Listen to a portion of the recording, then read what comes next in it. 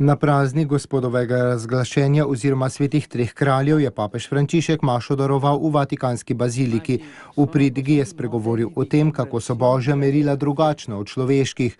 Bog se namreč ne razodeva v močeh tega sveta, ampak se na nas obrača v ponižnosti svoje ljubezni. Modri z vzhoda so zgled spreobrnjenja k pravi veri, saj so bolj verjeli v božjo dobroto kot navidezen blišč moči. Papež Frančišek je zbrane, ki so napolnili baziliko svetega Petra, med drugim vprašal, kje torej lahko srečamo Boga. Okrog sebe vidimo vojne, izkoriščanje otrok, mučenja, trgovino z orožjem in ljudmi. V vseh teh stvarnostih, vseh teh najmanjših bratih in sestrah, ki trpijo zaradi teh razmer, je Jezus, je dejal papež in znova ponovil, kako nam jaslice nakazujejo drugačno pot, ki jo časti posvetna miselnost, namreč pot ponižnosti Boga. Il presepe ci prospetta una strada diversa da quella vagheggiata dalla mentalità mondana. È la strada dell'abbassamento di Dio.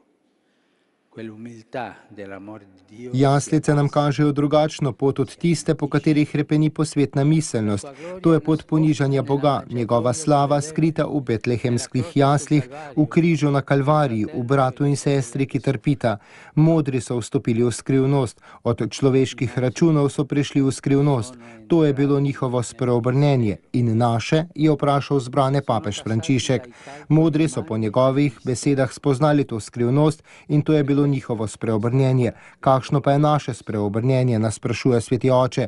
Gospoda je prosil, da ne bi izgubili pogleda na zvezdo, kot so jo trije modri, ko so novorojenega kralja iskali v Herodovi palači, in da bi imeli pogum osvoboditi se naših iluzij, naših luči, ter da bi ta pogum iskali v ponižnosti vere, da bi srečali luč z veliko začetnico.